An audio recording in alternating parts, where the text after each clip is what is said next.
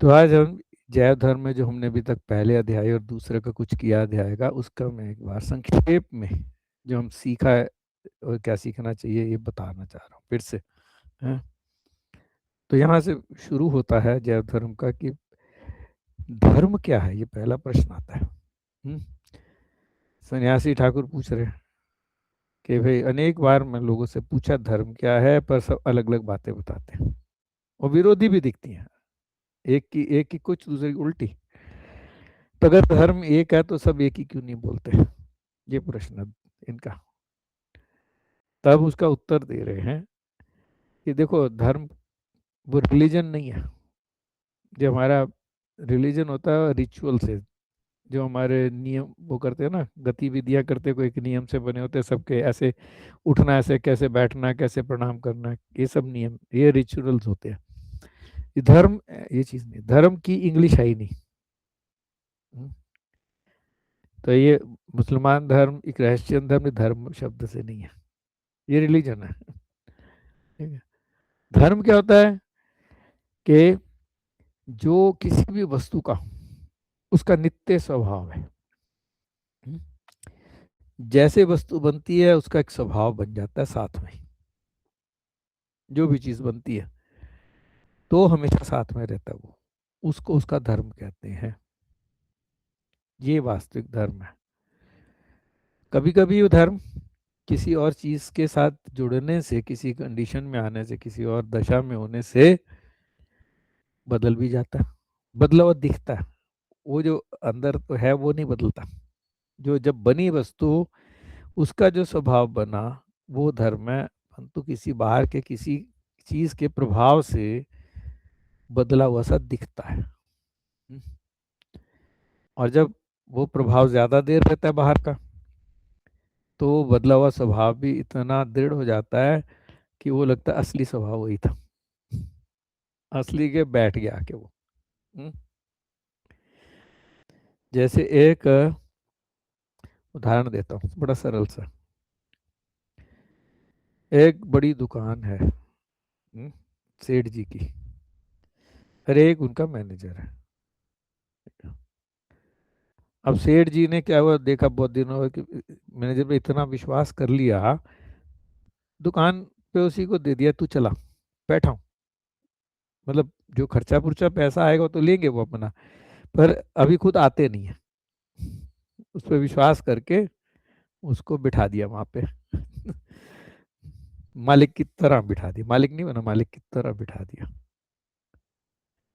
अब बहुत समय वो सेठ जी आते नहीं, तो जो कस्टमर आते हैं ना वो सारे देखते, तो मैनेजर को ही देखते हैं, वही चला रहा है। कुछ भी बात होती है उसी से बात करते हैं। और जितना वहाँ स्टाफ काम कर रहा है उसी को मैनेजर ही, कोई भी बात हो तो मैनेजर ही इसे बताता है। ठीक है।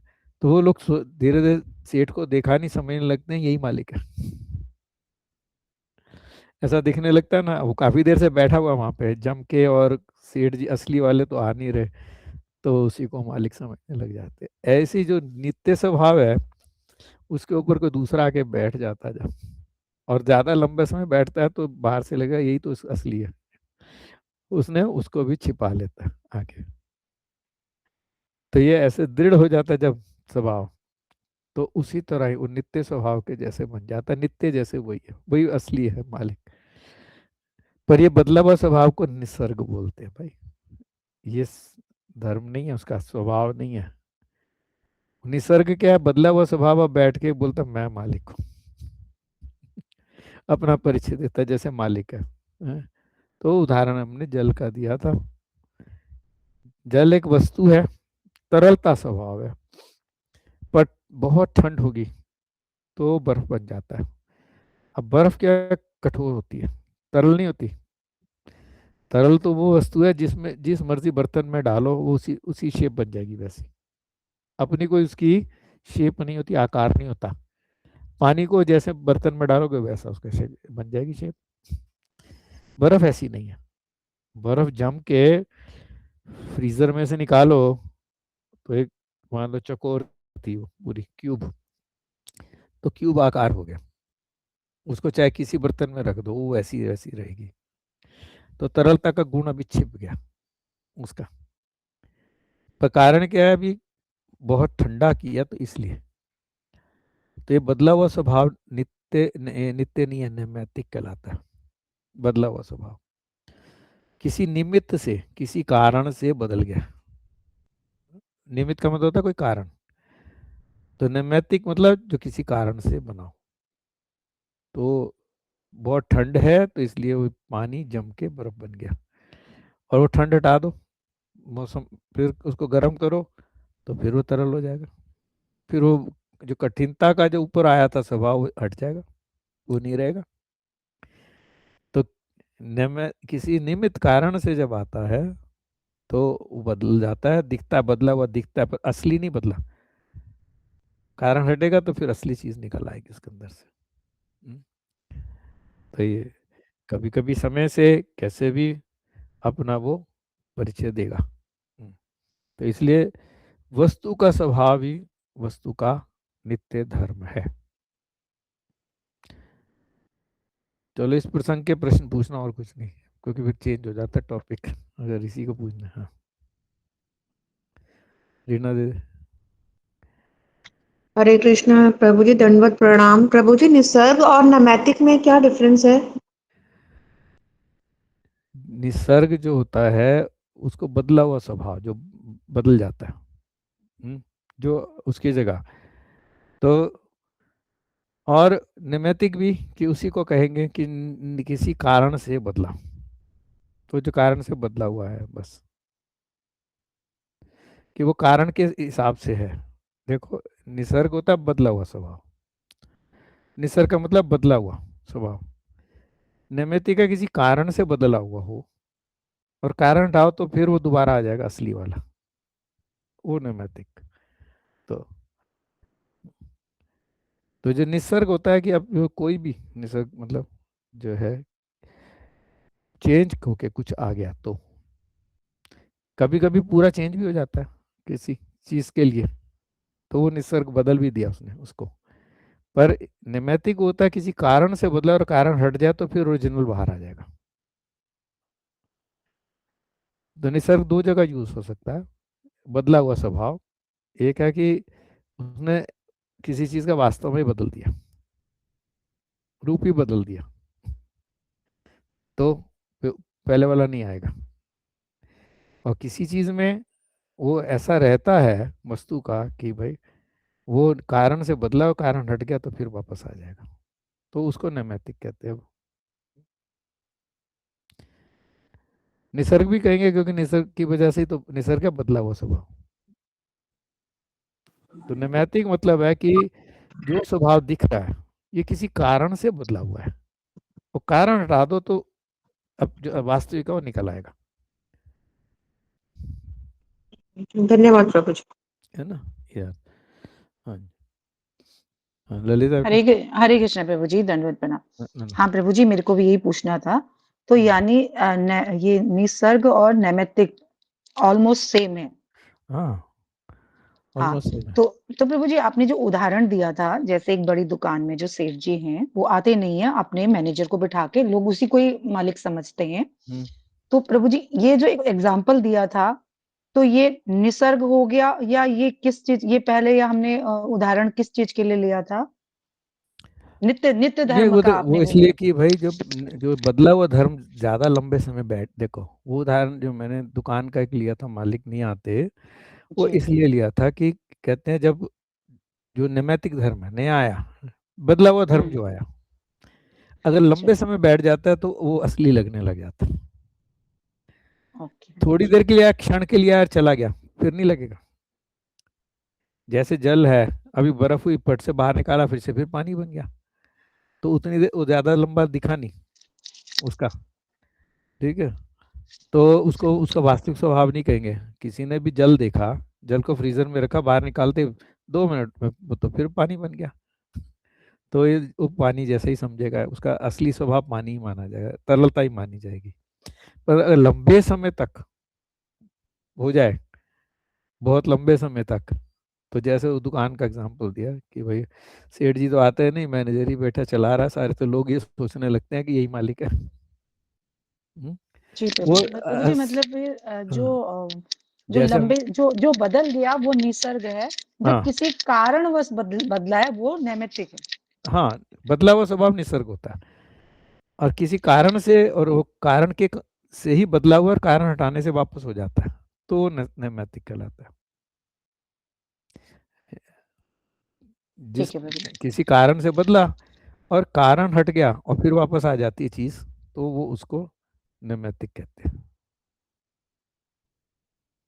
तो नैमित्तिक भी निसर्ग है, क्योंकि वो भी बदला हुआ है ना स्वभाव, पर उसके एक कंडीशन है कि भाई किसी कारण से बदला और कारण हटाने से फिर वापस चीज आ जाती है ओरिजिनल। किसी चीज में मान लो जिसके उसका स्वभाव, उसकी वस्तु ही बदल जाए पूरी निसर्ग में, तब नैमित्तिक नहीं कहलाएंगे, तब वो निसर्ग कहलाएगा। उसको बदल के ही खत्म कर दिया, जो पहले था वो हटा दिया, अब बदल दिया उसको। तो ऐसा प्रभु भी जी थोड़ा ऐसे एग्जाम्पल कुछ दीजिए, जैसे जल है वो दूध में जाके परिवर्तित हो गया तो वो क्या हो गया, जल का निसर्ग हो गया। और जो बर्फ बन गया वो किसी कारण बना, तो उसको हाँ, ठंडक में रह गया नहीं तो पर वो दूध निसर्ग नैमित्तिक हो दूध गया। से भी पानी को भी अलग किया जा सकता है। जैसे हंस होते हैं, उनको दे दो वो दूध पी जाएंगे, पानी रह जाएगा, तो वो भी बदल नहीं, अभी बदला नहीं। किसी चीज का, संसार की ऐसी चीजों में यहाँ पे कि एक से दूसरी केमिकल रिएक्शन जो होती हैं उसको बदल दिया, वो एक से दूसरे में बदल गई, वापस नहीं आ सकती। हरे नहीं कृष्ण प्रभु जी, प्रभु ऐसी जी, दूध वस्तु से जो दही। वापस नहीं आ सकती। हाँ, हाँ, दूध से दही हो गया ना प्रभु दूध जी। से दही हो गया, अब दही से दूध नहीं बन सकता। तो स्वभाव बदल गया ना, वो निसर्ग कहलाएगा अभी। तो नैमित्तिक को भी निसर्ग कहेंगे, परंतु एक अलग है वो, कि किसी कारण से जो बदला गया और वो कारण हटाने से फिर वापस आ जाए वही, मतलब जो बदला हुआ स्वभाव है, अगर किसी कारण से हुआ और कारण के हटने से वापस ओरिजिनल स्वभाव आ जाता है तो नैमित्तिक कहलाता है। और जिससे निसर्ग है बदला हुआ स्वभाव, किसी वो बदला परंतु वापस नहीं आ सकता। तो जैसे उदाहरण आप दे रहे दूध दही का, दूध से दही बना दी, अब दही से दूध नहीं बन सकता वापस, तो दूध का जो बदल गया स्वभाव वो निसर्ग हो गया, उसको निसर्ग कहते हैं।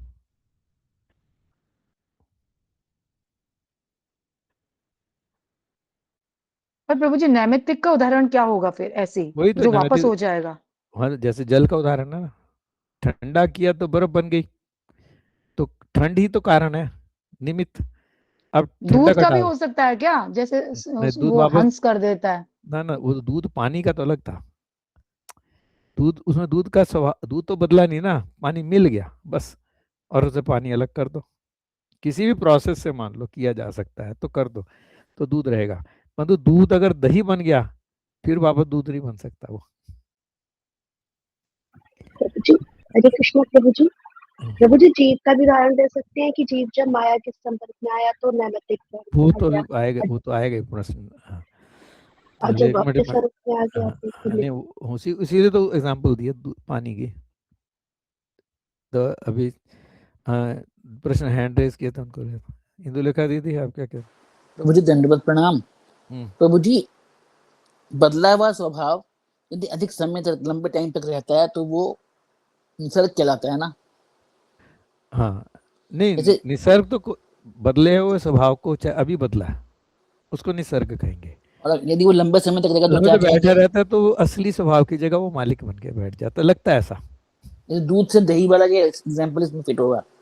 नहीं, दूध से दही का नहीं, वो है, क्यों, ये नैमित्तिक भी ऐसे ही है। अगर निमित्त निमित्त बड़े लंबे समय हो, जैसे हम जीव माया में बधा हुआ है, हम तो कितने जन्मों से पड़े हुए हैं, हम्म। और वही शरीर का ही अपना स्वभाव, असली स्वभाव को ढक रखा है उसने, तो कि इसके जड़ लिए वन से। वर्ड क्या आएगा? यदि बदला हुआ स्वभाव यदि लंबे समय तक रहता है तो वो क्या कहलाएगा? नहीं नहीं, बदलाव स्वभाव, देखो निसर्ग मीन्स बदलाव स्वभाव, देखो हाँ, फिर वो तो चलते मैंने हैं। लिख लिया। हाँ। सुनो, देखो निसर्ग का मतलब है जो बदला हुआ स्वभाव है उसको निसर्ग कहते हैं। हम्म। अगर वो निसर्ग जो बदला हुआ स्वभाव लंबे समय तक रहता है तो वो वास्तव स्वभाव की जगह बैठ जाता है, लगता है असली स्वभाव यही है, क्योंकि दूसरा उसको कुछ और दिखता नहीं। उसको कुछ डिफाइन करते क्या नाम देते हैं उसको?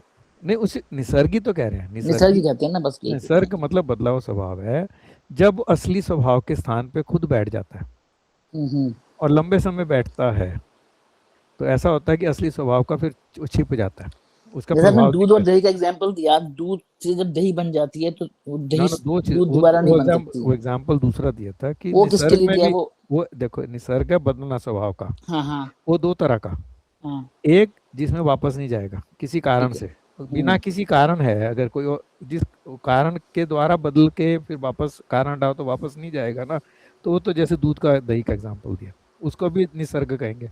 ठीक है ठीक है परंतु प्रभु। किसी निमित्त एक देखो बबीता जी, बेटा बेटा बात सुन, एक देखो किसी से बात करो ना, आप हैंड रेस करके बीच में बोलो, देखो बीच में रेस कर तो सारा टॉपिक उधर उधर जाएगा, मुझे पूरा उनका जवाब तो देने तो, माइक ऐसे मत ऑन करो प्लीज। अभी आपसे पहले और भी प्रश्न है, तो रुक जाओ, हाँ? अगर कोई आए फिर पूछो। तो ये कह रहे कि देखो यहाँ मतलब है, एक है निमित्त से स्वभाव बदला, और निमित्त हट जाए तो वापस वही स्वभाव आ जाएगा।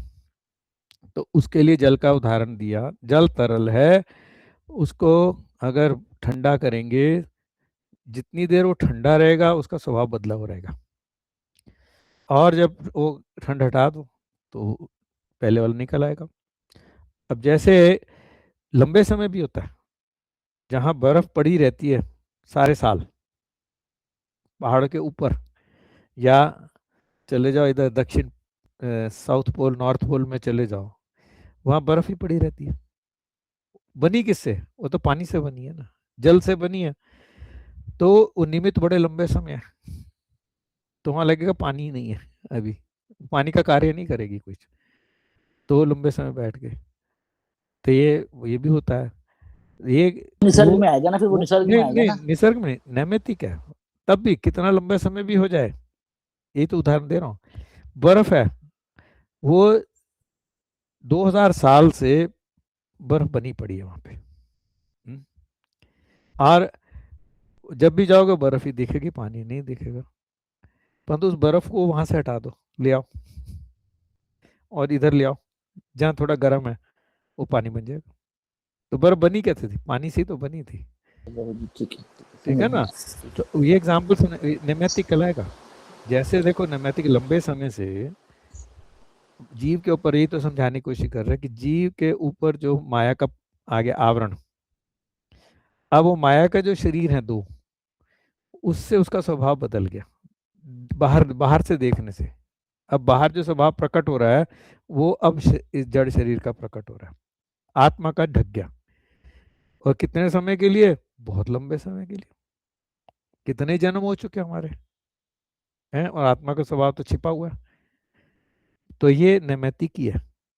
चलेगा, ठीक है प्रभु जी। जब ये शरीर हटेगा ना, जड़ मुक्ति हम्म, होगी, तब वो असली स्वभाव निकलेगा। ओके ठीक है। तो नैमित्तिक ही कहलाएगा ये, क्योंकि निमित्त से है ना, उसका और आत्मा दूध का का दही बनना भी निमित्त ही है ना।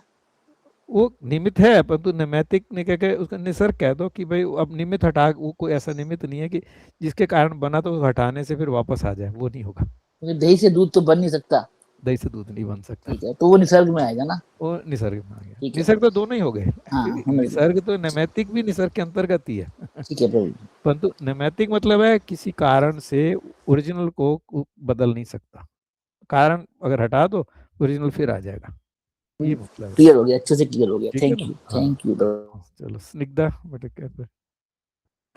हरे कृष्णा प्रभु जी, आपने पहले बताया था, मैंने नोट किया हुआ है कि निसर्ग जो है वो प्रोसेस ऑफ चेंज है और नैमित्तिक रिजल्ट ऑफ चेंज है। तो फिर ये बात तो फिर जो अभी हम डिस्कस कर रहे हैं, जो आप अभी बता रहे हो, फिर उससे तो उल्टा हो गया ये। थोड़ा सा पहले अलग तरीके से बता दिया था मैंने, क्या प्रभु जी? मतलब ये जो अभी बता रहा हूँ वो ठीक है, ऐसा लिख लो। तो फिर वो जो मैंने नोट किया उसको इरेज कर दूं? उसको चेंज कर दो, चेंज अच्छा नहीं बल्कि चेंज किया वो स्वभाव, गलती से वो कई बार ऐसे अच्छा, त्रुटि हो जाती है बोलने में। हाँ जी हाँ जी, हाँ, कि जो तो चेंज, इसीलिए क्लियर कर रही थी कि फिर हाँ वो दोनों बातें अलग अलग हो गई ना, वो हाँ मैच हाँ नहीं नहीं कर हाँ रही हैं। हाँ नहीं, वो समय और प्रभु जी, जैसे अभी निसर्ग के लिए आप बोल रहे हो कि निसर्ग को हम कभी कभी यूज करते हैं कि जब वो वस्तु है जब बदली तो वो उसने अपना रियल स्वभाव खत्म ही कर दिया, तो उसको भी हम निसर्ग कह रहे हैं। जैसे इसके एग्जाम्पल में ये भी ले सकते हैं हम कि जो मायावादी हैं वो ब्रह्म में मिलने की कोशिश करते हैं और उसी के प्रोसेस में चलते हैं, तो वो ब्रह्म में मिलके ब्रह्म ही हो गए, तो उन्होंने अपना जो स्वरूप था उसको खत्म ही कर दिया, तो वो निसर्ग के एग्जाम्पल में आ सकता है।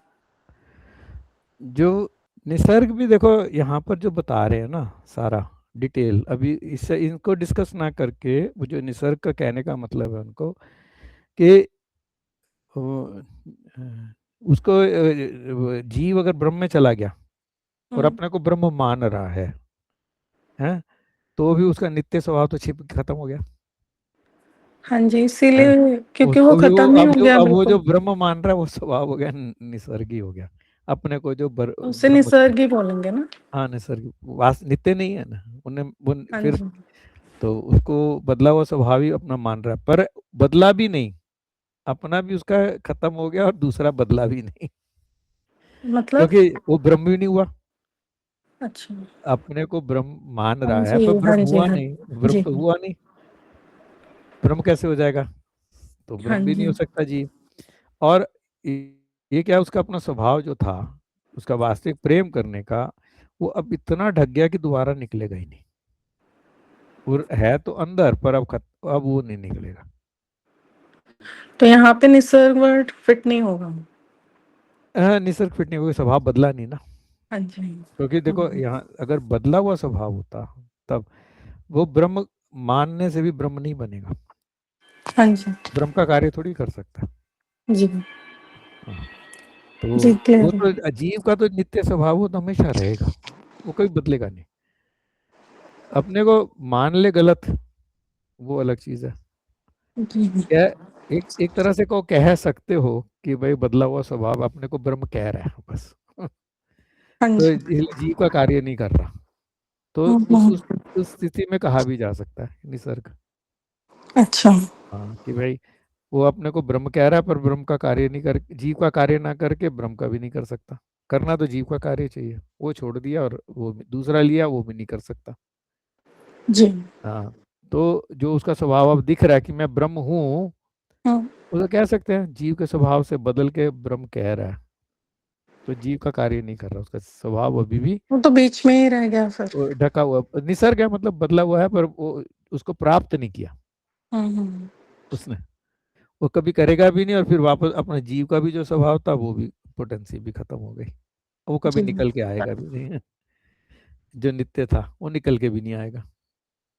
तो एक इसीलिए उसको हम बोलते हैं स्पिरिचुअल सुसाइड हाँ जी, कि आत्मा का ही जो है आत्महत्या कर लेना, अपने को ही खत्म कर देना। जी, ठीक है, चलो। हरे हाँ, कृष्णा हरे प्रभु। कृष्ण। हाँ, बबीता क्या प्रश्न है? हम्म, हम्म, हम्म, हम्म, हम्म, हम्म।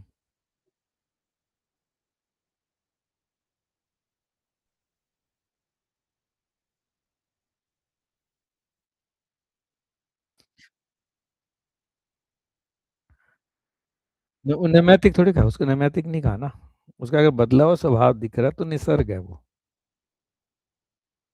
हाँ, हाँ, कोई भी बदला हुआ स्वभाव निसर्ग है, उसमें जो किसी कारण से बदलता है और कारण हटाने से वापस आ जाता है उसको नैमित्तिक कहते हैं। हाँ, सारे बदले हुए स्वभाव निसर्ग हैं परंतु उसमें भी एक विशेष ये है, नैमित्तिक वो है जिससे परमानेंट चेंज नहीं आता, वो वापस ओरिजिनल रहेगा, असली जो है वो रहेगा, ऊपर से किसी कारण से बदला हुआ दिखेगा, कारण हटाने से फिर असली आ जाएगा, वो नैमित्तिक कहलाता है। ठीक है जी, चलो अच्छा है, सबको प्रश्न आते हैं, अब आपको धीरे धीरे पूरा क्लियर हो जाएगा चीजें, है ना। तो कभी कभी बोलने में कुछ गलती हो जाती है ऐसे कर नहीं नहीं, कभी बताते होता है ना, कोई मेरे भी कभी गलती रह जाती है तो अच्छा होता, पॉइंट निकल आता है तो भी वो भी क्लियर हो जाए, बना लो तो अच्छा है। हाँ, तो क्योंकि काम आएंगे ये, हमें एक्चुअली हर समय याद थोड़ी रहेगा हर चीज, तो फिर नोट्स देखते हैं, गुरुदेव भी प्रभु जी ऐसे एक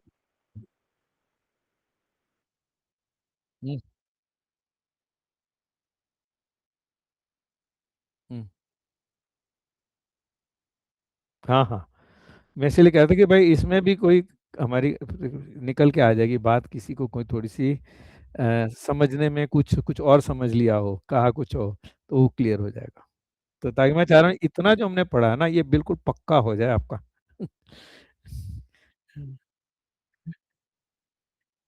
नहीं नहीं, चलो गुरुदेव का नाम।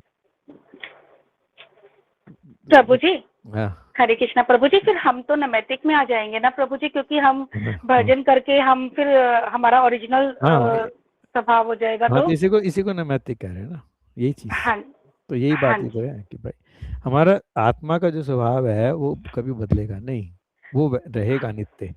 हाँ ठीक है। जी, तो अब वही कह रहे हैं आगे देखो, अब इससे कि भाई जो वस्तु का स्वभाव जो होता है वो वस्तु का नित्य धर्म होता है, और वस्तु का निसर्ग जो होता है यानी बदला हुआ, उसको नैमित्तिक कह रहे हैं। क्योंकि यहाँ पे एग्जाम्पल वो दे रहे हैं, धर्म की बातें हो रही है ना, तो आत्मा से संबंधित है, जड़ीय चीजों से और से नहीं है।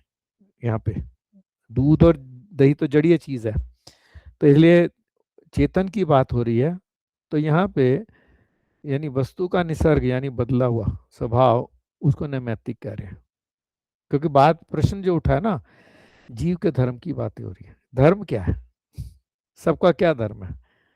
तो इसलिए इसलिए मुख्य बात ये रखनी है कि आत्मा के विषय में हो रही है, चेतन चीज के विषय में, जड़ीय के नहीं। जड़ीय तो इधर उधर बदलते रहेंगे, संसार में तो सब परिवर्तन होता रहता है, उसका बात नहीं है, प्रश्न यही है।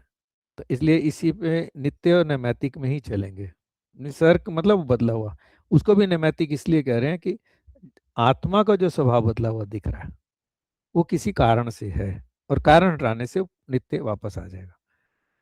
तो इसको चाहे निसर्ग को चाहे नैमित्तिक हो अभी, तो दूसरी बातों को भी छोड़ दे, जड़ीय चीजों को नहीं, इसी को ले लेते हैं। तो ये अब वो कह रहे कि देखो, जिसको अगर वस्तु का ज्ञान ना हो, आत्मा भी है कोई है, तो क्या समझेंगे, वो शरीर देख रहे हैं बाहर का और उसके व्यवहार देखते हैं। ठीक है, कैसा बोलता है, कैसे व्यवहार करता है, ठीक है, उसी को उसका स्वभाव मानते हैं। ये बड़ा मीठा बोलता है, बड़ा अच्छा है, सबका अच्छा चाहता है, तो ये किसका स्वभाव है, शरीर का है।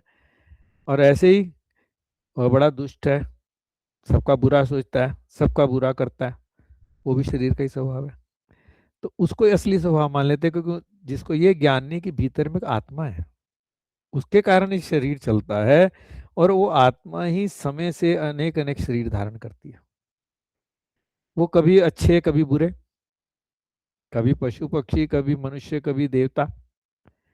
तो ये तो शरीर के बदलता जा रहा है, आत्मा वैसी की वैसी है। तो जो जिसको आत्मा का ज्ञान नहीं है, वो बाहर से ऐसे दिखने वाले को, जो उसका स्वभाव दिख रहा है, उसी को नित्य स्वभाव मान लेता है ना। उसको कहेंगे ये आदमी बहुत अच्छा है और ये आदमी बहुत बुरा है, माने उसका नित्य स्वभाव ही है। और आत्मा का जानते नहीं है, इसलिए वो दूसरा जन्म होगा, कहाँ जाएगा, कुछ नहीं पता उनको। तो इसलिए नैमित्तिक धर्म को वो नित्य मान लेते हैं इस चीज का। तो जो उन्होंने फिर बताया कि वस्तु जो है, वास्तु वस्तु का ज्ञान होना चाहिए। और वस्तु क्या चीज है कि भाई जिसका अस्तित्व है या प्रतीति होती है, उसको वस्तु कहते हैं। जो सच में जिसका एग्जिस्टेंस है, सत्ता है, या प्रतीत हो रही है, दिख रही है। तो उसमें भी दो तरह की, एक वास्तव एक अवास्तव, जो रियल है और एक जो रियल नहीं है। तो वास्तव वस्तु जो है वो उसको कहते हैं परमार्थ भूत, यानी वो चित्त जगत से संबंधित चेतन चीजों से, जो भी चेतन चीजें हैं वो वास्तव वस्तु है। हम्म, जिसमें भगवान परम वास्तव वस्तु है, उससे जीव भी आया, वो भी वास्तव है, यानी उसका सत्ता हमेशा रहेगी। वास्तव का मतलब है जो नित्य रहता है, कभी खत्म नहीं होगा। और अवास्तव है जो है आज कल नहीं है। हम्म, तो इसीलिए अवास्तव वस्तु क्या है, ये संसार की जितनी जड़ चीजें बनी है, ये सारी अवास्तव वस्तु है। इसका कोई भी सदा नहीं रहता। हम्म, संसार में देखो कितना बदलता रहता है, इतने शहर बने हैं, बिल्डिंगें बन रही हैं, अभी दिख रही हैं, 1000-2000 साल के बाद कुछ और होंगी, ये सारी खत्म हो जाएंगी, नई बन जाती है ना। 100, 200, 500 साल के बाद कोई टिकती नहीं है, सबको बहुत ही ना, बहुत पुरानी भी कोई चलेंगी तो कितनी चल जाएंगी, तो बदलता रहेगा। और प्रलय होती है तो समाप्ति हो जाता है पूरा। तो ये अवास्तव वस्तु है सारी। तो ये उसकी जो है केवल दिखता है, रियल नहीं है वो चीज, बदलती रहने वाली। और वो देखना भी कभी कभी सत्य होता है, कभी नहीं होता है, जो दिख रही अवास्तव वस्तु। तो ये तो सत्य है, ये पृथ्वी लोक पे हम रह रहे हैं, हमारा शरीर है, ये सत्य है अभी, ये प्रतीति जो है, पर ये अवास्तव है, क्योंकि शरीर भी हमेशा नहीं रहेगा, ये पृथ्वी भी नहीं रहेगी। पर कई जगह ऐसा होता है दिख रहा है पर है ही नहीं। तो जैसे उदाहरण दिया था मैंने मृग मरीचिका, जैसे रेगिस्तान में वो इतनी गर्मी होती है, रेत के ऊपर पानी दिखता है पर पानी नहीं है। यहाँ गर्मियों में भी देख सकते हैं, अभी गर्मी चल रही है, सड़कों पे देखो, जब लू चलेगी ना, सड़क के ऊपर ही पानी दिखता है, पानी नहीं है, परंतु तो भान मात्र होता है वस्तु का। पानी रियल है, पानी तो है, परंतु पानी का भान हो रहा है, पानी वहां नहीं है। ऐसा नहीं कि पानी नाम की कोई चीज ही नहीं है, पानी नाम की चीज है, परंतु हमने जिस व्यक्ति ने देखी है पानी, हाँ ये पानी एक चीज होती है ऐसी, और वो उसको वहां पानी जैसा लग रहा है, तो भान हो रहा है। तो ये कहने का मतलब है कि भाई देखो, अब वास्तव वस्तु तो वही है जो परमार्थ है, जो चित्त जगत से संबंधित है भाई सारी। और जीव भी भगवान का अंश है, भगवान परम वास्तु वस्तु है, जीव उनका अंश है। और अंश में दो तरह से कह सकते हैं, एक अंश भी कहलाता है या शक्ति भी कहलाता है। तो तटस्थ शक्ति भी कहा गया। तो भगवान की शक्ति और भगवान में भेद नहीं है, इसलिए उसको एक बन लेंगे। ये कभी फिर प्रसंग आएगा ना, तो उसको थोड़े डिटेल में और समझाऊंगा कि कैसे भगवान का भी अंश और शक्ति का अंश भी है। अभी वो थोड़ा कठिन हो जाएगा समझने में। तो यही समझ लो, भगवान और भगवान की शक्ति में भेद नहीं है, तो जो शक्ति का अंश है वो भगवान का भी अंश है। भगवान और शक्तिमान में भेद नहीं होता, ये समझ लें। तो और माया जो है ये भी भगवान की शक्ति है, पर ये अलग तरह की, बहिरंगा माया है अलग तरह की। तटस्था शक्ति तटस्थ गुण वाले जीवों को पैदा करती है, वो चेतन होते हैं, परंतु उनका स्वभाव होता है माया जगत में भी रह, जड़ जगत में भी रह सकते हैं और चित्त जगत में भी रह सकते हैं। स्वभाव तटस्थ है, पर जड़ का उनके अंदर कोई कारण वो नहीं है कि अंदर जड़ भी है, आधा शरीर आत्मा आदि जड़ आधा चेतन ना, वो पूर्ण चेतन है, परंतु स्वभाव ऐसा है। तो ये समझो। और इधर जो जड़ है बहिरंगा शक्ति, ये हर चीज जड़ ही बनाती है, चेतन बना ही नहीं सकती, ये सब जड़ चीजें बनाती है, इसका ये स्वभाव। और उधर भगवान की चित्त शक्ति है, वो पूर्ण चेतन बनाती है, जिसका स्वभाव चित्त जगत में रहने का ही है, वो माया में कभी नहीं आएंगे, ये अंतर है। तो ऐसे इसीलिए ये भगवान के जो ये वस्तु शब्द से भगवान को भी, जीव को भी, और माया जो उनकी शक्ति है उसको समझना चाहिए। प्रभु जी हम नोट भी कर रहे हैं, तो कृपया ये चित शक्ति नोट नहीं कर पाई जरा प्लीज। क्या चित्त शक्ति से चेतन वस्तु बनेगी जो जो कभी माया में नहीं आएंगी, उनका स्वभाव चित्त जगत में ही रहने का होगा। जो चित्त शक्ति से जो बनेंगे जीव, तो वो कभी माया में नहीं आएंगे, माया से कभी बंध नहीं सकते। तटस्थ वाला माया से बच सकता है, जो चित्त जगत में चित्त शक्ति से आया है जीव, वो माया से नहीं बच सकता, माया उनको बांध नहीं सकती कभी भी, ये है। तो जीव छोटा है, तटस्थ से आके, स्वभाव तटस्थ है, इसलिए माया के अधीन भी हो सकता है, वो महामाया। और भगवान की जो चित्त शक्ति है उसको योग माया भी कहते हैं। तो जीव जो है हमेशा अधीन होगा, तटस्थ वाला कभी योग माया के अधीन, कभी महामाया के अधीन, किसी इनके अंदर रहना पड़ेगा उसको। अभी हम महामाया के अधीन है, महामाया के, अब योग माया का आश्रय ग्रहण करने का प्रयास कर रहे हैं, और जब भगवान की योग माया की शक्ति आएगी तब इस माया से हटके फिर योग माया के अधीन हो जाएंगे। रहेगा अधीन, जीव का ये स्वभाव रहेगा, वो पूर्ण स्वतंत्र नहीं हो सकता। तटस्थ का मतलब ये है, या वो माया के शक्ति के अधीन रहेगा, माया मतलब बहिरंगा शक्ति माया के अधीन रहेगा, या भगवान की योग माया जी के अधीन रहेगा। ये तटस्थ स्वभाव का मतलब कि दो तरह का स्वभाव है, दोनों में से एक उसको करना पड़ेगा वहां पे। मतलब दोनों, इसके भी अधीन हो सकता है, उसके भी हो सकता है। तो अब हमको चित्त शक्ति का या योग माया का आश्रय करना है और महामाया का छोड़ना है, तभी हम अपने स्वरूप में स्थित होके उस चित्त जगत में जाएंगे। जब चित्त शक्ति पूर्ण रूप से आ जाएगी हमारे अंदर, कृपा करके वो अपना पूरी शक्ति दे देंगी, तब माया हट जाएगी और फिर चित्त जगत में रहने लायक बन जाएंगे। पर ये तटस्थ स्वभाव वहां भी रहेगा। हाँ, माया कभी के पास आएंगे नहीं, मतलब मैं बार बार बताया कि ये समझ लो, वो तटस्थता से निकला है, इसलिए उसका नित्य स्वभाव है। जिस चीज से देखो ना, जब गठन होता है जिससे, उसका स्वभाव बन जाता है, वो ना नित्य स्वभाव है, वो बदल नहीं सकता। तो योग माया जी का आश्रय करके भी, चित शक्ति का आश्रय करके भी, चित शक्ति प्राप्त करके चित जगत में चला जाएगा, परंतु वहां पर भी माया के अधीन रहने की, इस बहिरंगा माया के अधीन रहने का वो जो उसके अंदर स्वभाव है, वो फिर भी रहेगा।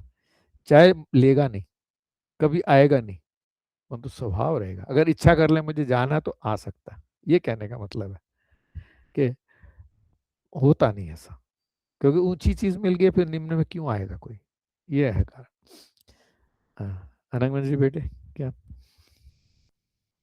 हरे कृष्णा प्रभु जी, दंडवत प्रणाम प्रभु जी। हम्म। प्रभु जी, जैसे आप बता रहे हैं कि जो चित शक्ति से जीव होते हैं, तो प्रभु जी वो बलराम जी करते हैं, वो नित्य परिकर होते हैं हाँ जो हाँ, नहीं होते। बलराम जी से आते हैं, हाँ जी, या कुछ राधा जी का मान लो।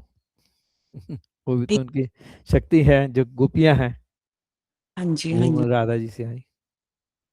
हाँ जी, ठीक है, हाँ बस क्लियर करना हाँ, वो था। जब उस जगत में उनके नित्य परिकर है ना, तो वो सब चित शक्ति से आए।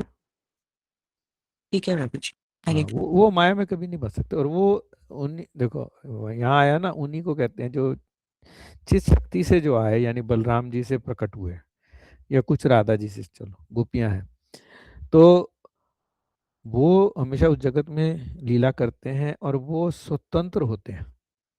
वो अधीन नहीं कर, किसी अनुगत में नहीं सेवा करते, वो स्वतंत्रमयी सेवा है उनकी।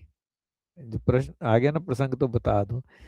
और जो भी जीव तटस्था शक्ति से आए हैं, बताया ना, ये कभी योग माया के अधीन रहेंगे या महामाया करेंगे, तो वहां पर भी किसी न किसी नित्य सिद्ध जो रागात्मिक भक्त हैं, उनके अनुगत्य में ही सेवा करेंगे।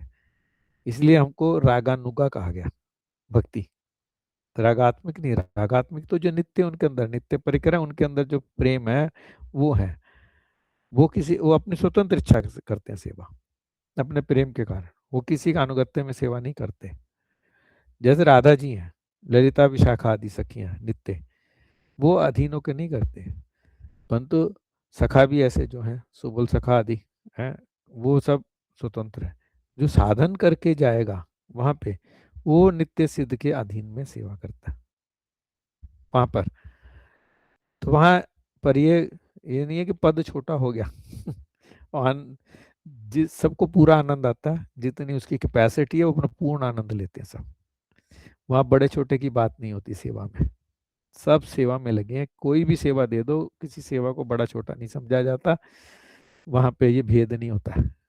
हाँ, ये होता है कि भाई एक स्वभाव है तो उनके अनुगत्य में करते हैं, जैसा कहती हैं वो कर लेते हैं। वो बड़े वहां सेवा मिलना, ये बस इसी में आनंद है, कोई दे दे, ये प्रश्न बस। वहां ये नहीं तो क्यों दे रहा, कौन दे रहा, मेरे से बड़ा के छोटा, ये बातें नहीं होती वहां। ये माया की चीजें गड़बड़ है, वहां ये सब नहीं है।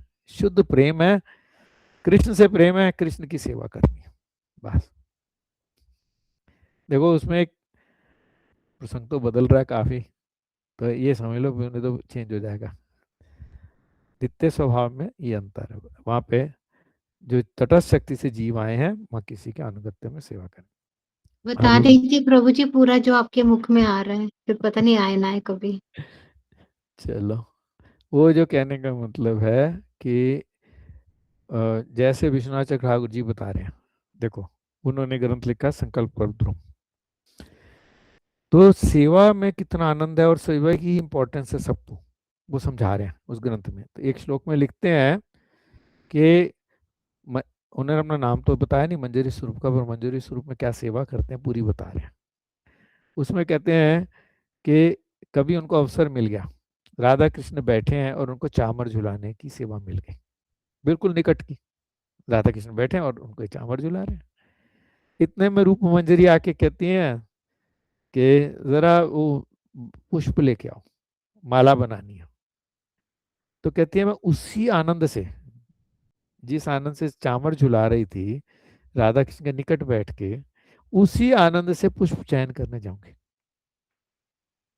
यानी इस जगत में सोचो, हमें किसी को बड़ी सेवा मिल गई है, या गुरु जी की हमको सेवा मिल गई, चरण दबा रहे हैं, गुरु जी बोले मेरे आज चरण दबा दे, हाँ हाँ क्या अवसर मिल गया गुरु जी के चरण दबाने का। और जैसे दबाना शुरू किया इतने में कोई और आए गुरु जी के शिष्य, अरे जरा बाजार से फल लेके आओ, तो क्या होगा हमारे मन में, है इतनी दुर्लभ सेवा मिली थी और देखो हमसे जलन हो रही है इसलिए हमको हटाना चाहते हैं, खुद बैठ के करना चाहते हैं, हमें बाहर भेज रहे हैं। तो बाहर जाने में कोई आनंद नहीं आएगा, क्यों? वास्तविक सेवा भाव नहीं है, अपने लिए चाह रहे हैं ना, अपने सुख के लिए। गुरु जी ने हमको मौका दे दिया, अरे हमारी कितनी बड़ा पद हो गया, हम गुरु जी की चरण दबा रहे हैं आज, अपनी महिमा हो रही है ना, बढ़ रही है। यहाँ सेवा, ये वास्तविक सेवा भाव नहीं है। सेवा भाव है जिसको, जिसकी सेवा करे वो किस में प्रसन्न है, तब क्या होता है। अभी माला से ये प्रसन्न हो गए, इनके लिए है माला, ये मेरे इष्ट है, इसलिए फूल लेने जाऊंगी, चाहे चामर डुलाने की सेवा हो वो छोड़ के वो चली जाऊंगी। वहाँ ये कोई भी भेदभाव ऐसा नहीं है, इसीलिए वो आनंद का धाम है, कभी भी कोई झगड़ा नहीं है किसी का एक दूसरे से, क्यों? सबके सेंटर कृष्ण है, कृष्ण के सुख के लिए सब कुछ, बड़े छोटे का कुछ भाव नहीं है वहां पर। ये भाव लाना है, इसलिए सब बता रहा हूँ बात, हम जो अपने स्वरूप की बात कर रहे हैं, सेवा में सेवा का ये भाव होना चाहिए कि जिसकी सेवा करे वो किस में प्रसन्न है, उससे हमें क्या मिलेगा। हमें प्रतिष्ठा अगर चाहते हैं तो सेवा नहीं हो रही, हमारा नाम होगा हम बड़े सेवक हैं, ये नहीं है, फिर सेवा नहीं है। सेवक कौन है? जो सब समय जिस इष्ट है उसी की प्रसन्नता देखेगा। तो ये जीव का जो स्वरूप बता रहे हैं वही है, और उसको प्रैक्टिस करनी पड़ेगी। अभी भी हम सेवा करके अपने प्रतिष्ठा चाह रहे होते हैं, नाम चाहते हैं। हाँ बबीता, क्या प्रश्न उठा? वेरी ट्रू प्रभु जी, ऐसा हमारे साथ हो चुका है सेम। हम्म, जो आपने बताया ना, तो आप क्लिक कर रही है कि हाँ ऐसे हुआ है। हम्म, कि कोई उठा देता है तो लगता है कि ये चाहता नहीं हम बैठे 5 मिनट भी, जब भी कुछ करते हैं कुछ और बता देता है। हाँ। तो तो यहाँ पर थोड़ी सी ईर्ष्या भी है, इस कारण भी हो सकती है, परंतु हमें अपना सोचना, जैसा भी वो सोच रहा हो हमें तो सेवा करनी है, ये भाव लाना धीरे धीरे, उस जगत में ईर्ष्या नहीं है। जी। हाँ। हाँ, बबीता क्या प्रश्न है?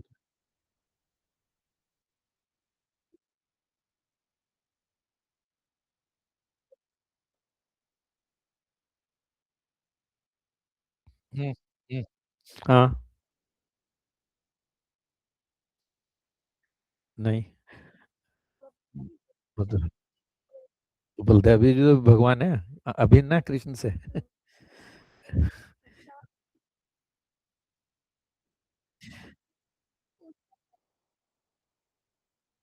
नहीं, गोप भी सब भी और भी सबको प्रकट कर सकते हैं, नंद बाबा वगैरह को भी प्रकट कर देंगे, और दूसरे भी लोकों में नारायण है तो नारायण के परिकर भी वही उन्हीं का विस्तार।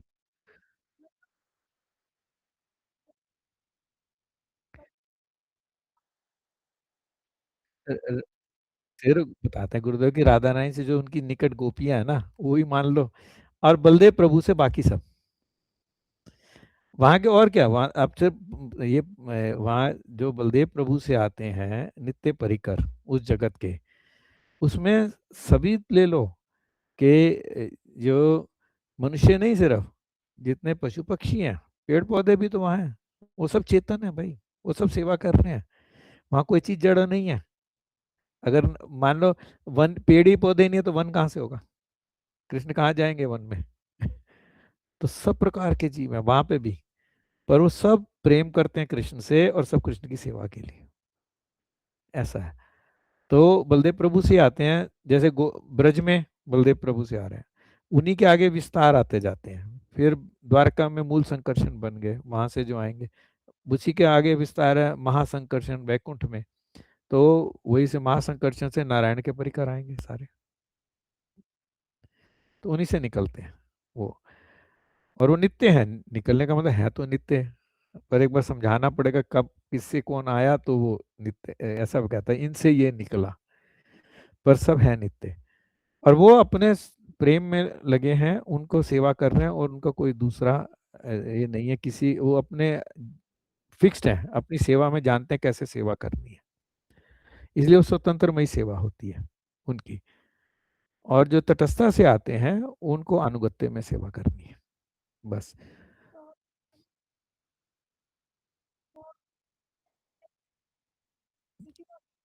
अभिन्न विषय विग्रह, देखो आश्रय का मतलब है ये सिर्फ बलदेव प्रभु। हाँ, एक प्रश्न किया तो इसमें बता दूं, यहाँ पे कंफ्यूजन हो सकता है। बलदेव प्रभु के अंदर भाव है मैं सेवक हूँ, ठीक है भगवान कृष्ण ही है, कृष्ण अभिन्न है, कृष्ण का एक और रूप, और भाव क्या है, मैं कृष्ण का सेवक हूँ। तो यहाँ जीव की तरह सेवक मत समझो, ऐसा मत समझो आश्रय जाति जीव की तरह, ये मत समझो। वो केवल कृष्ण के सेवक है, हमारे सबके प्रभु हैं, हम सबके लिए प्रभु हैं। इसलिए वो पंचतत्व में भी जो कहा, श्री कृष्ण चैतन्य प्रभु नित्यानंद श्री अद्वैत गदाधर श्रीवासादि गौर भक्तवृंद, ये पंचतत्व है ना, इसमें तीन प्रभु हैं, कृष्ण चैतन्य, नित्यानंद प्रभु और अद्वैत प्रभु, ये तीनों भगवत स्वरूप है, तीनों भगवान है एक ही। उसमें भी थोड़ा भेद कर दिया कि स्वयं भगवान कौन है, चैतन्य महाप्रभु, इसलिए उनको महाप्रभु कह दिया, और बाकी दो प्रभु हैं। तो ये जो अब तीन ये हो गए प्रभु, बाकी बचे दो। गदाधर शक्ति है भगवान की, राधा जी है ना, वो शक्ति है, और श्रीवास किसको रिप्रेजेंट कर रहे हैं, जीव तत्व को, जो भक्त है, ठीक है। तो ये तीनों प्रभु, बाकी दो के इष्ट, सेवा करने वाले, यानी शक्ति जो है, शक्ति भी प्रभु की सेवा करेगी, भक्त भी सेवा करे, ये अंत। तो ऐसे बलदेव जी भी, वो उनके अंदर एक जो अभिमान है, मैं दास हूं, किसका, कृष्ण का दास हूं, अपने आप को कृष्णदास कहते हैं, ठीक है। और है कृष्ण से अभिन्न, तो ऐसा ना समझ लें कि जीव भी कृष्ण का दास है, बलदेव प्रभु भी कृष्ण के दास हैं, तो भी हमारे जैसे जीव हो गए, नहीं, ये गलत हो जाएगा। भगवान ही एक रूप में अपनी खुद सेवा करते हैं, दूसरा रूप बना लेते हैं सेवा करने के लिए।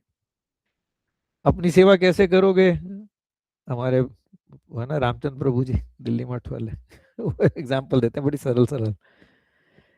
आपके घुटने में दर्द हो रही है, तो क्या हो रहा है, घुटने को दबाओगे हाथों से, तो हाथ भी अपना ही है, घुटना भी अपना ही है, अपने ही एक अंश से दूसरे अंश की सेवा कर रहे हो। तो भगवान भी एक दूसरा रूप बना लेते हैं, उससे सेवक कर लेते हैं, तो उस सेवा का आनंद भी लेने लग जाते हैं। कई कारण है बलदेव के रूप में लेने का, एक कारण ये भी है, कृष्ण देखते हैं अपने को, मैं इतना सुंदर हूँ, रूप देखते हैं ना बड़ा सुंदर है, अब वो सब समय देखना चाहते हैं अपने उस रूप को, तो क्या गया है कि अपना रूप बना लिया बलदेव जी के रूप में। अब बलदेव जी और कृष्ण का एक ही रूप है, तो कृष्ण अपना ही रूप उनमें देखते रहते हैं।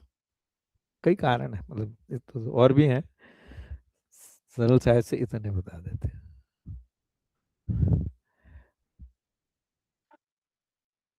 ठीक है ना, हाँ। तो ये वो बलदेव जी हमारे प्रभु हैं, वो दास कहने पर भी हमारे जैसे नित्य दास वो जीव की तरह नहीं है, बस ये गलत फहमी ना हो, हमारे हमारे पूज्य हैं, इष्ट हैं, वो अखंड गुरु तत्व है। हाँ नित्य है जो, हाँ, इंदुलेखा दीदी आपका कुछ प्रश्न? मुझे श्रीवास जी के लिए क्या बोला आपने? श्रीवास जी कौन है? भक्त है ना वो, तो हमारे जैसे भक्त है ना? जीव को जी स्वतंत्र, भक्त है, हाँ, ठीक शुद्ध है, भक्त, शुद्ध ठीक भक्त है है, वो। शुद्ध भक्त, ठीक। हाँ, वो भगवान की जैसे तटस्था शक्ति का अंश है। नारद जी के रूप में है ना? नारद जी के रूप में नारद ना? जी हैं, हाँ, नारद जी हैं। ठीक है प्रभु जी। हाँ, तो अभी हमने इसको फिर ये जो समझा है कि भाई अच्छा आ रहा है प्रश्न आपके, और होपफुली ठीक से चीज समझ में आ जाएगी। जितनी मेरी समझ में है कोशिश कर रहा हूँ, जड़ बुद्धि से उतनी समझाने की कोशिश कर रहा हूँ, गुरुदेव की से प्रार्थना करके।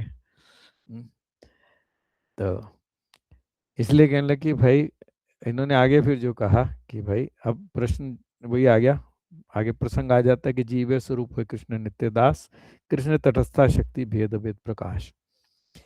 तो हम कृष्ण के नित्य दास, ये हमारा धर्म है, वास्तविक धर्म है।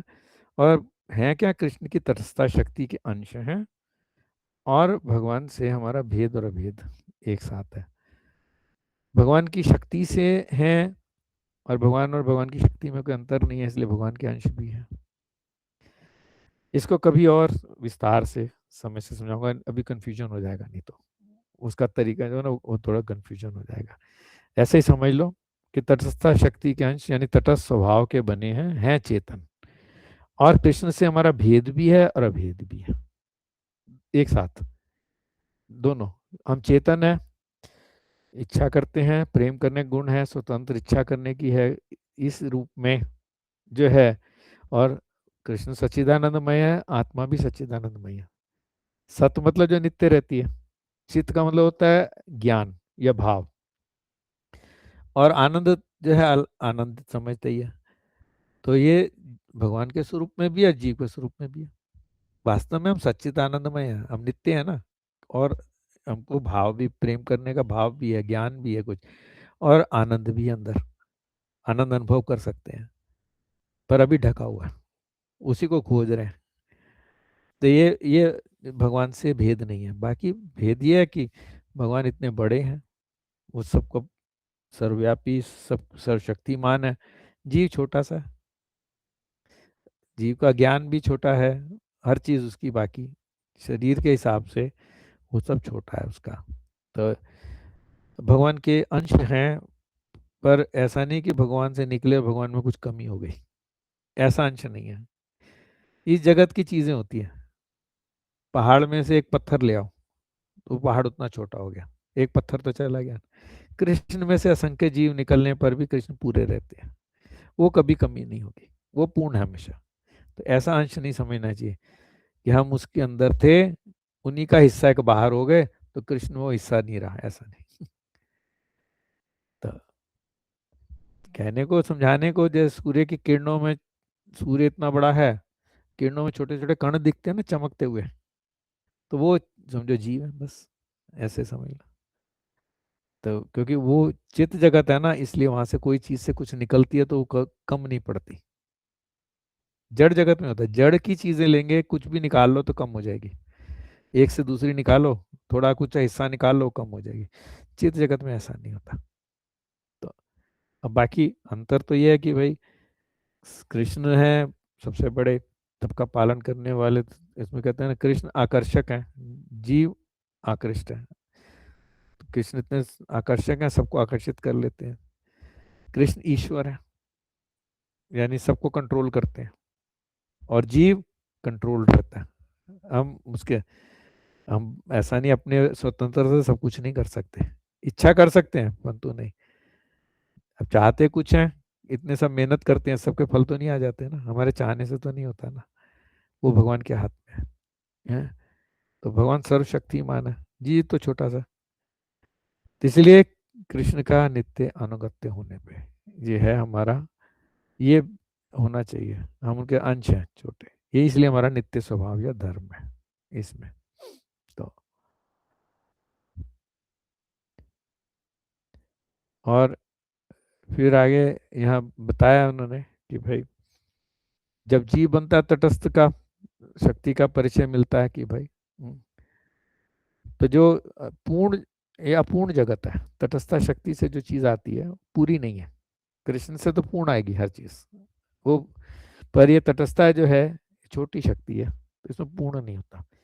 यानी कृष्ण के गुण भी पूरे नहीं होंगे, कृष्ण में तो सारे गुण पूरे हैं, और तटस्थता में जीव में वही होंगे पर कम होंगे।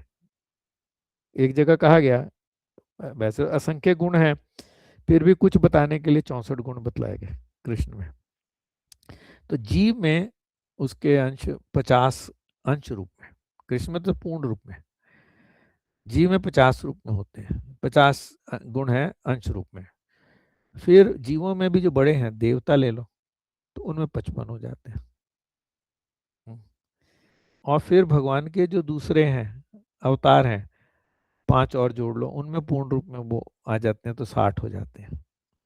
और कृष्ण में 4 अलग हैं गुण उनके, जो उनका क्या है, उनका लीला का गुण है, लीला माधुरी, प्रेम माधुरी, वेणु माधुरी है, और गुण माधुरी। ये उनके 4 अलग गुण हैं, जो और किसी भगवान के अवतार में भी नहीं दिखते ऐसा। तो 64 गुण मान लो लिस्ट, तो जीव में जैसे 50 आ जाएंगे, तो ये पूरे नहीं है ना। तो तटस्थ से भी जो बनी चीज उसमें वो पूरे कृष्ण वाले नहीं आएंगे अध्याय। रूप माधुरी, उनकी गुण माधुरी और वेणु माधुरी। तो ये अलग है, जो किसी और किसी में, जो किसी और में नहीं है। नारायण में वो नहीं है, बंसी धारण तभी करते हैं, बंसी बजाते हैं क्या ना, राम भी नहीं बजाते हैं। तो ये एक माधुरी उनका अलग है गुण कृष्ण का जो। तो यहाँ कह रहे कि भाई इसीलिए तटस्थ शक्ति जो होती है वो चित्त जगत और अचित्त जगत यानी जड़ जगत या माया वाले जगत से बीच में एक ऐसी चीज बनाती है जो दोनों में रह सके है। मतलब एक तो पूरी जड़, एक चित्त पूरी चेतन, और ये चेतन बनाएगी पर जो दोनों जगह रह सके स्वभाव से बस।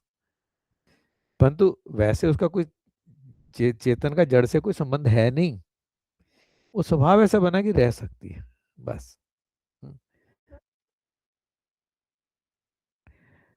कौन से शिव जी नारायण अगर देवता के रूप में लो, हाँ, तो 55, अगर उनका भगवत स्वरूप है शिव जी का ले लो, चलो सदा शिव ले लो तो 60 महाविष्णु जो है उस रूप में।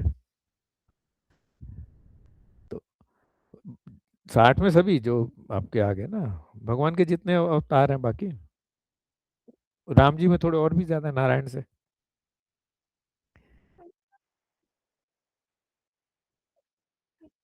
हाँ, कृष्ण का है दूसरा रूप है, उसमें उस रूप में कृष्ण अपने 64 पूरे नहीं दिखाते, कम दिखाते हैं।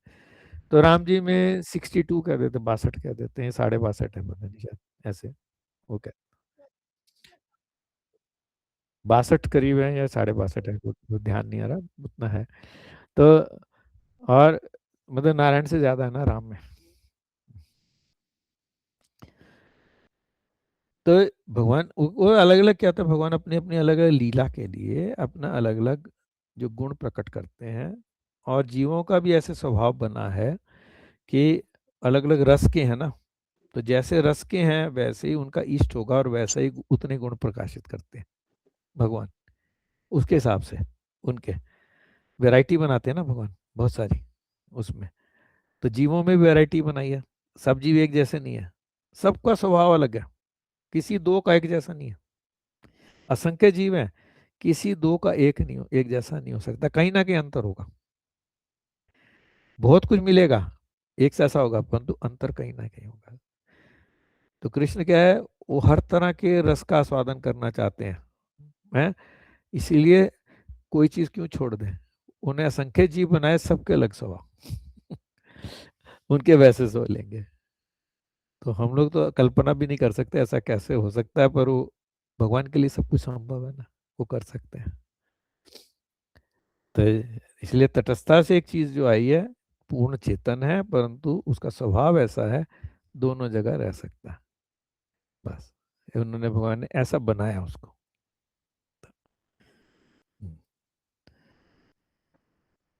तो चलो आज अभी यहीं तक विराम देते हैं कथा को, फिर कल आगे थोड़ा और लेंगे इसको।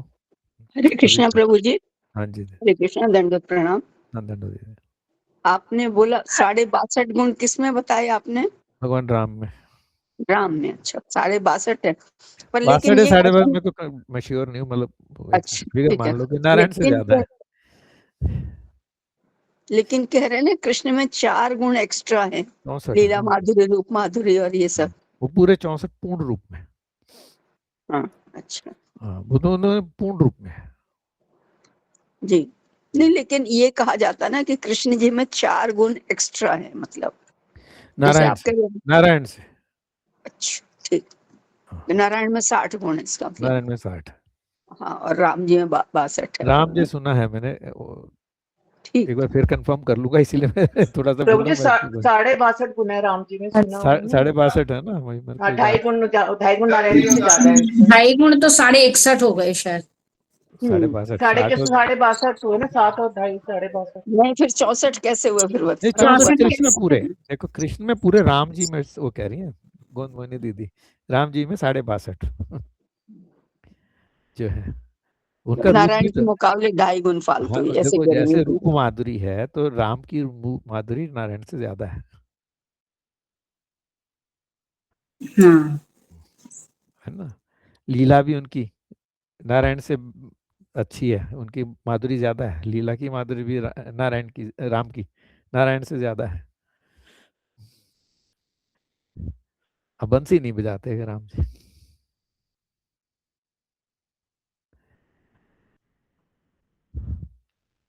ऐसे 2.5 गुण बोले कि 2.5 गुण ये राम जी में ज्यादा है, कृष्ण ऐसे नारायण नारायण से। नारायण से ज्यादा है, और कृष्ण 64 पूर्ण रूप में है।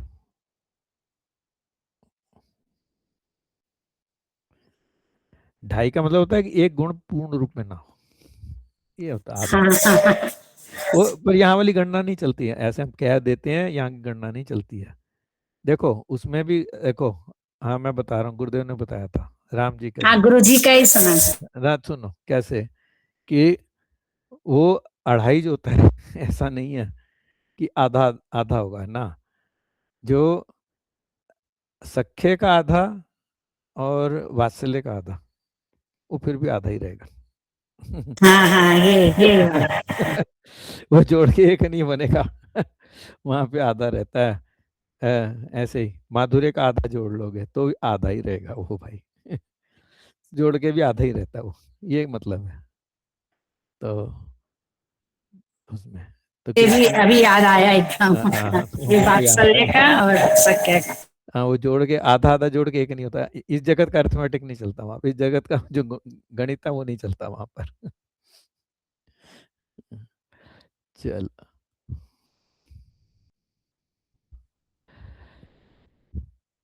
तो आशा हरे कृष्ण प्रभु जी, दंड प्रणाम। धन्यवाद।